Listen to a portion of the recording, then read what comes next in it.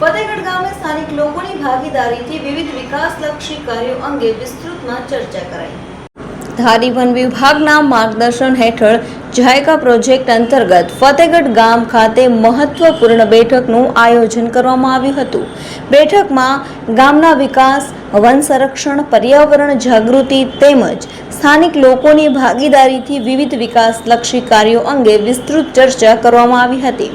આ પ્રસંગે વન વિભાગના અધિકારીઓએ જાયકા પ્રોજેક્ટના હેતુઓ, લાભો અને ગામના સર્વાંગી વિકાસ માટે હાથ ધરવામાં આવનાર કામગીરીઓ અંગે માહિતી આપી હતી।